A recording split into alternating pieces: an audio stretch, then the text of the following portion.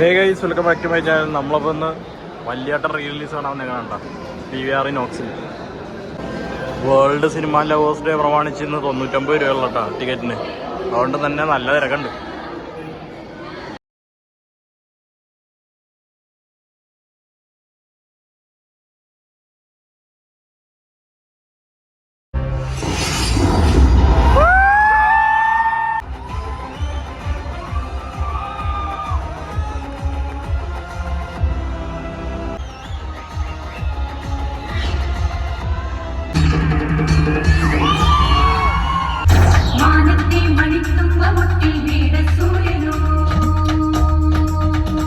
ഇവിടുത്തെ SI അംഗത്തിന്റെ അമ്മായി അകത്ത് ഇരട്ട പറ്റി കിടക്കാണെന്ന് കേട്ടു. അത് കാരണം കുട്ടികൾക്ക്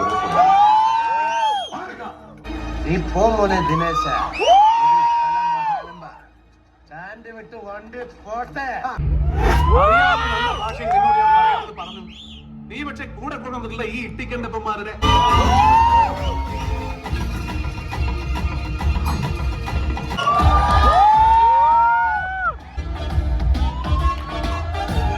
ഏത് നായന്റെ മോനാണ് അറിയേണ്ടത് അവളുടെ കഴുത്തിൽ താലി കെട്ടി.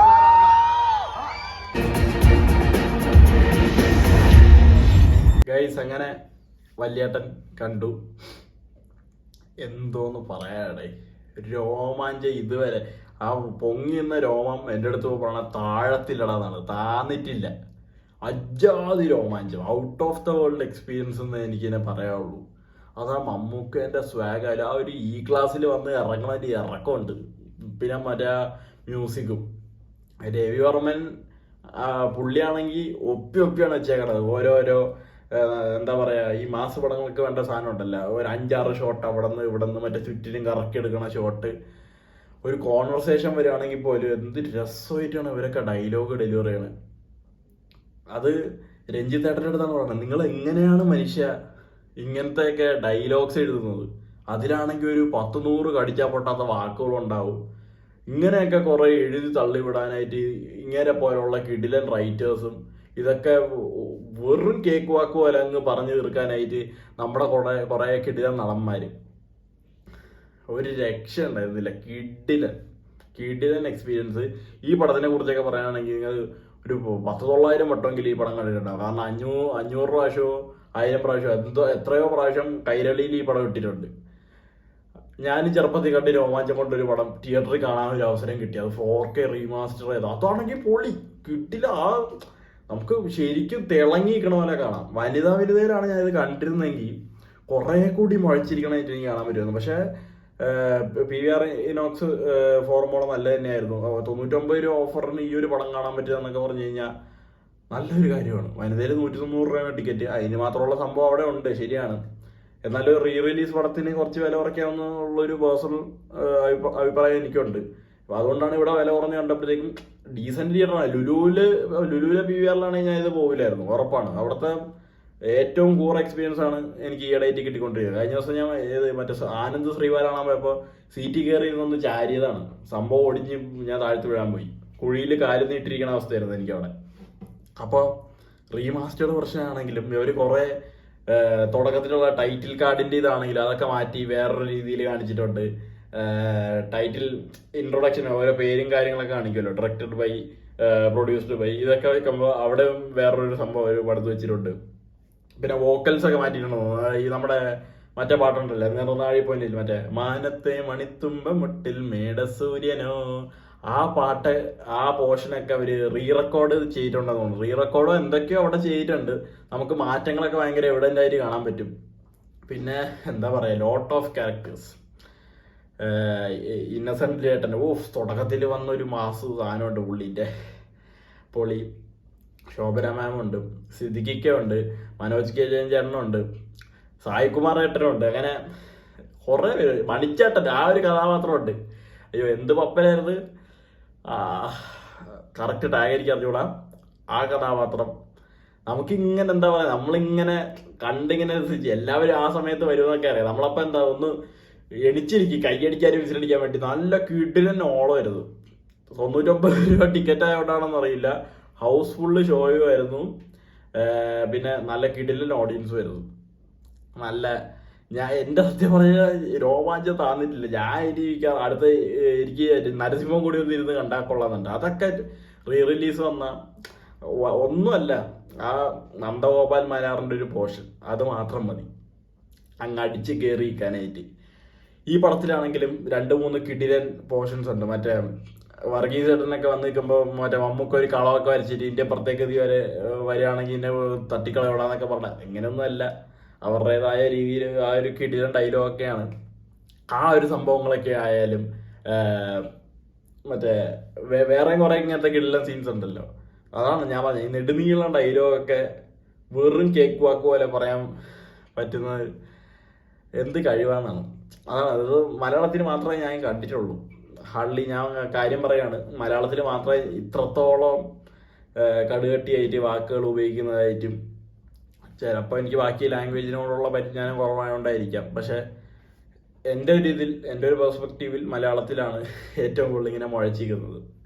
പിന്നീട് പറയുകയാണെങ്കിൽ എന്താ, എല്ലാം കൊണ്ടും കിടിലൻ ഒരു ട്രീറ്ററായി. നിങ്ങൾ TV കണ്ടൊരു പടം, തിയേറ്ററിൽ കാണാത്തൊരു പടം തിയേറ്ററിൽ വന്നു കഴിയുമ്പോൾ ജസ്റ്റ് ഒന്ന് പോയി എക്സ്പീരിയൻസ് ചെയ്ത് നോക്കുക. അവിടെ കാശും മറ്റേ കാര്യങ്ങളൊന്നുമില്ല, ചുമ്മാ പോയി അങ്ങ് എൻ്റർടൈൻ ചെയ്യാം.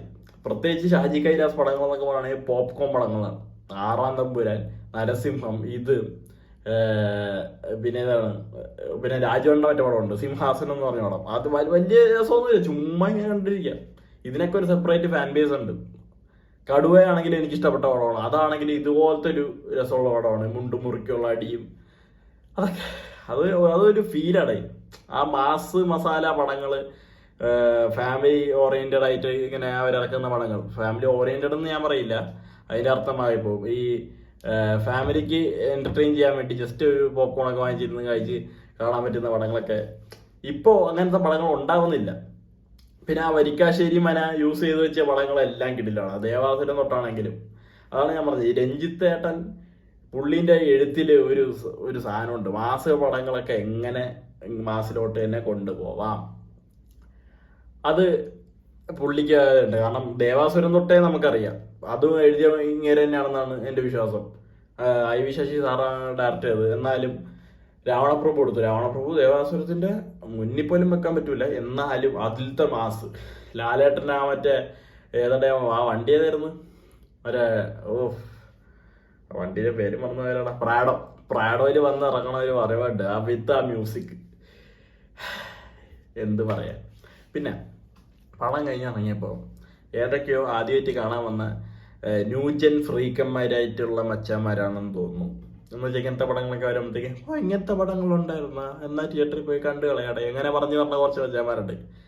ലവന്മാര് എന്തോ പറയണ്ടായിരുന്നു, എന്തൊരു ലാഗടേ, ലാഗ് പിടിച്ചു ഞാനാണെങ്കിൽ ഇപ്പോൾ ഉറങ്ങി തൂങ്ങി വീണതിനെന്നൊക്കെ ഇങ്ങനെ പറയുന്നവരുണ്ട്. മച്ചാന്മാരെ, നിങ്ങളൊക്കെ ഒരു കാര്യം മനസ്സിലാക്കണം, ഒരു 2016 15 അതിനു മുമ്പത്തെ കാലഘട്ടങ്ങളിൽ വരുന്നിരുന്ന സകല മിക്ക പടങ്ങളും 2.5 മണിക്കൂർ കവിഞ്ഞായിരിക്കും ഉണ്ടാവുക. 2.5-2.25 3 മണിക്കൂറോളം വരെ ഉണ്ടാവുന്ന പടങ്ങളുണ്ട്. അന്നൊക്കെ 3 മണിക്കൂറോളം പടങ്ങൾ അവരെടുത്ത് വെക്കുമെങ്കിലും അതിൽ എന്തെങ്കിലുമൊക്കെ ഒരു സംഭവം ഉണ്ടാവും. നമ്മൾ ഒട്ടും ബോറടിക്കണം എന്ന് പറഞ്ഞ് നിർത്തൂല. കുറേ പ്രാവശ്യം കണ്ടവരാണെങ്കിൽ ബോറടിക്കണം എന്ന് പറഞ്ഞ് നിർത്തുന്നുണ്ടാവും. എനിക്കൊക്കെ പേഴ്സണലി പഴയ പടങ്ങളൊക്കെ 3 മണിക്കൂറൊക്കെ ഉള്ള പടങ്ങൾ ഞാൻ ചുമ്മാ ഇരുന്ന് കാണും. എനിക്ക് ഒരു പ്രശ്നമില്ല. നരസിംഹമായാലും എന്തിന്, നമ്മുടെ സുരേഷ് ഗോപി ചേട്ടൻ്റെ മറ്റേ പടം ഉണ്ടല്ലോ, ജോഷി സാറിന്റെ ലേലം, 3 മണിക്കൂർ കവിഞ്ഞ പടമാണത്. 3 മണിക്കൂറിന് മുകളിൽ എന്തോ ഉള്ള ഒരു സിനിമയാണ്. ഇപ്പൊ ഇട്ട് തന്നാലും ഞാൻ ഇരുന്ന് കാണുള്ളൂ. ഒറ്റ സെക്കൻഡ് പോലും എനിക്ക് ആ പടത്തിൽ ലാഗായിട്ട് തോന്നൂല. അന്നത്തെ ഒരു ക്രാഫ്റ്റ് അതാണ്, അന്നത്തെ ഒരു മാസം അങ്ങനെയാണ്. ഇന്നത്തെ ഇതൊക്കെ വെച്ച് നോക്കുമ്പോൾ അന്നത്തെ കാലത്തെ പടങ്ങളൊക്കെ അത്രത്തോളം ഹൈ ലെവലിൽ നിൽക്കുന്നതിന്റെ കാരണം അന്നത്തെ എഴുത്താണ്. അന്ന് ഇതൊക്കെ പുതുമയായതുകൊണ്ട് അവരിങ്ങനെ എഴുതി തള്ളി. ഇന്നൊക്കെ എഴുതാൻ നോക്കിക്കഴിഞ്ഞാൽ പാളിപ്പോവും. ആ പാപ്പൻ എന്ന് പറഞ്ഞ പടമൊന്നും എനിക്ക് ഒട്ടും മറക്കായില്ല. ജോഷി സാറ് തന്നെ എടുത്ത പടമാണ്. ഞാൻ ലേലമൊക്കെ കണ്ടിട്ട് മറ്റേ പാപ്പനും മറ്റേ കാവൽ എന്ന് പറഞ്ഞ പടങ്ങളൊക്കെ ഉണ്ട്. ഇതൊക്കെ മാസ് പോലെ അവർ ചിത്രീകരിച്ചത്. പക്ഷെ എനിക്കൊട്ടും കൺവിൻസ് ആയില്ല. നമ്മൾ വളർന്നു വരുന്ന പ്രായമാണ്, അപ്പൊ നമ്മൾ കൂടുതൽ കാര്യങ്ങൾ മനസ്സിലാക്കുന്നതാണ്. എന്നാൽ പോലും പണ്ടത്തെ പടങ്ങൾ കാണുമ്പോൾ അതിൻ്റെതായ ഒരു അതിൻ്റെ തട്ടൊന്നും താഴ്ന്നു തന്നെ ഇരിക്കും ഇവിടെ. അതാണ് എനിക്ക് പറയാനുള്ളത്. അത് ഇങ്ങനത്തെ മാസ്മരിക പടങ്ങൾ എടുക്കാൻ പറ്റുന്ന കുറച്ച് കഴിവുള്ള ഡയറക്ടേഴ്സ് ഉണ്ട്. രഞ്ജിത്ത് ചേട്ടനായാലും ജോഷി സാറായാലും ഷാജി കൈലാസ് ആയാലും ഇവർക്കൊക്കെ അന്നത്തെ അന്നത്തെ ഓഡിയൻസിന്റെ ഒരു ടേസ്റ്റ് അറിയാം. എവിടെ ആള് കൈയടിക്കും, എവിടെ ആള് എവന് ഒരെണ്ണം കൊടുക്കാൻ പറയും, ഇതവർക്കറിയാം. അത് വെച്ചായിരുന്നു അവർ കളിച്ചുകൊണ്ടിരുന്നത്. ഇന്നത്തെ കാലത്ത് നമുക്ക് പറയാം, സങ്കടപൂർവ്വം നമുക്ക് പറയാം, അതിപ്പോൾ പറ്റുന്നില്ല. മാസപടങ്ങൾ എടുത്തു കഴിഞ്ഞാൽ അധികം കളക്ഷൻ കിട്ടുന്നില്ല പടങ്ങൾക്ക്. എനിവേ അത്രേ ഉള്ളൂ. ഇതിലിനി കൂടുതലായിട്ടൊന്നും പറയാനില്ല. പടത്തിനെ കുറിച്ച് എന്ത് പറയാനാണ്? പടത്തിനെ കുറിച്ച് എല്ലാവർക്കും എല്ലാം അറിയാം. അറക്കൽ മാധവനുണ്ണി എന്ന് പറഞ്ഞ ഒരു കഥാപാത്രം, കൂടെയുള്ള കഥാപാത്രങ്ങൾ, മറ്റേ സ്ഥിരം മറ്റേ ഫാമിലി വെഞ്ചൻസ്, പഴയ കുത്തിത്തിരിപ്പും അടിയും, നടന്റെ തോൽവി, നടന്റെ വിജയം, നടന്റെ തല്ല് പിടി, നടന്റെ കൂടെ ഉള്ളവർക്ക് പറ്റുന്നത് പറ്റാത്തത്, ഇതൊക്കെ തന്നെ. ഇന്നത്തെ കാലത്ത് ഇങ്ങനത്തെ പടം ഇറക്കിയ ആർക്കും സെറ്റാവൂല. ആ വരിക്കാശ്ശേരി മന തന്നെ അവരിങ്ങനെ ഒപ്പിയെടുത്ത് വെക്കുന്ന ഒരു രീതിയുണ്ട്. അത് കാണുമ്പോൾ തന്നെ നമുക്ക് മതിയാവും. മതി. ഇന്നത്തെ അല്ല, ശൈലോക്കും മാറാട്ടമൊന്നുമില്ല ഞാൻ പറയണത്. ഈ ഇടയ്ക്ക് ഇന്നാളൊരു ദിവസം ഞാൻ രാപ്പകൽ എന്ന് പറഞ്ഞ് ഉള്ള പടം ഞാൻ കണ്ടിട്ടുണ്ടായിരുന്നു, മമ്മൂക്കേന്റെ ഫാമിലി പടം. അത് ഞാൻ കണ്ടപ്പോൾ വരിക്കാശ്ശേരി മന അവരിങ്ങനെ എന്താ പറയാ, ആ ഒരു സ്ഥലത്തിനെ നല്ല രീതിയിൽ യൂട്ടിലൈസ് ചെയ്യുന്നുണ്ട്. ആ ഒരു സ്പേസ് അവർ നല്ല രീതിയിൽ ഉപയോഗിക്കുന്നുണ്ട്. അപ്പോൾ അതാണ്. ഇനിയും റീ റിലീസുകൾ വരട്ടെ. എൻ്റെ ഒരു കാഴ്ചപ്പാടിൽ ഞാൻ ഇനിയായാലും ഞാൻ വെയിറ്റ് ചെയ്യുന്നത്, പലവരും മമ്മൂക്കേൻ്റെ ബിഗ് ബി റീ റിലീസ് കാണാനായിരിക്കും വെയിറ്റ് ചെയ്യണത്. ഞാനതല്ല, എനിക്ക് കാണേണ്ടത് രാജമാണിക്യമാണ് റീ റിലീസിന് വേണ്ടി ഞാൻ കട്ടയ്ക്ക് വെയിറ്റ് ചെയ്തിരിക്കുന്നത്. കാര്യം എന്തെന്ന് വെച്ച് കഴിഞ്ഞാൽ, ആ ഒരു പടമുണ്ട്. പലവരും മമ്മൂക്കേൻ്റെ ഏത് പടമാണ് ഏറ്റവും മികച്ചതെന്ന് നോക്കി കാണുന്നതെന്ന് എനിക്ക് അറിഞ്ഞുകൂടാ. പക്ഷെ എന്നെ സംബന്ധിച്ച് മമ്മൂക്കേൻ്റെ കരിയർ ബെസ്റ്റ് പടം രാജമാണിക്യമാണെന്നേ ഞാൻ പറയുള്ളൂ. കുറേ പേർക്കുണ്ടാവും, കുറേ പേര് പുള്ളി മറ്റേ സട്ടിലായിട്ട് അഭിനയിച്ച പടങ്ങളുണ്ടാവാം, ചെറിയ വില്ലനിസം കാണിച്ച പടങ്ങളുണ്ടാവാം, അല്ലാത്ത ഇമോഷണൽ സാധനങ്ങളൊക്കെ പുള്ളി നല്ല രീതിക്ക് കൺവേ ചെയ്ത് കൊണ്ടുപോയ പടങ്ങളുണ്ടാവാം, തനിയാവർത്തനം പോലെയുള്ള പടങ്ങളൊക്കെ ഇഷ്ടപ്പെടുന്നവരുണ്ടാവാം. പക്ഷെ എനിക്ക് പേഴ്സണലി രാജമാണിക്യമാണ് ഏറ്റവും ഇഷ്ടം. കാരണം എന്താ വെച്ച് കഴിഞ്ഞാൽ, മാസിന് മാസ്, ക്ലാസ്സിന് ക്ലാസ്, സ്വാഗിന് സ്വാഗ്, ഇമോഷൻ എല്ലാം ഉള്ള ഒരു കംപ്ലീറ്റ് പാക്കേജ് ആയിട്ടായിരുന്നു ആ പടം. ഇപ്പോഴും ഞാൻ ഇടയ്ക്ക് നിന്ന് റിവാച്ച് ചെയ്യുന്ന പടമാണ്. അപ്പോൾ അത് തിയേറ്ററിൽ വന്നു കഴിഞ്ഞാൽ പൊളിച്ചെടുക്കും. അൻവർക്ക, നിങ്ങൾ ഈ മാറ്റിനി നൗവിൻ്റെ മച്ചാമാരൊക്കെ ആയിട്ട് കൊളാബൊക്കെ ചെയ്തിട്ട് എന്തെങ്കിലുമൊക്കെ കൊണ്ടുവരാൻ പറ്റുമെങ്കിൽ കൊണ്ടുപോവാം. ബിഗ് ബി ആയാലും കൊണ്ടുപോവാം. ബിഗ് ബിയും അത് ക്ലാസ് പടം തന്നെയാണ്. പക്ഷെ എനിക്ക് കാണേണ്ടത് രാജമാണിക്യം, നരസിംഹം പോലെയുള്ള ഇങ്ങനത്തെ പടങ്ങളാണ് എനിക്ക് പേഴ്സണലി കാണേണ്ടത്. രാജമാണിക്യം വന്നു കഴിഞ്ഞാൽ ഞാൻ മറ്റേ നിന്ന് തുള്ളലായിരിക്കും. എനിക്ക് അതിലൊന്നും പറയില്ല.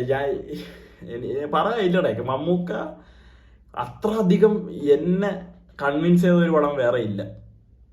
കേൾക്കുന്നവർക്കൊക്കെ ഉണ്ടാവും, അതെന്തൊരു പടമാ, ചുമ്മാ കുറേ ഇതൊക്കെ തന്നെയല്ലേ ഉള്ളൂ, ഇതൊക്കെ തന്നെയല്ലേ, കഥയൊന്നുമല്ല. മമ്മൂക്ക അതിൽ പെർഫോം ചെയ്ത ഒരു സാധനമുണ്ട്, ഒരു ലെവലുണ്ട്.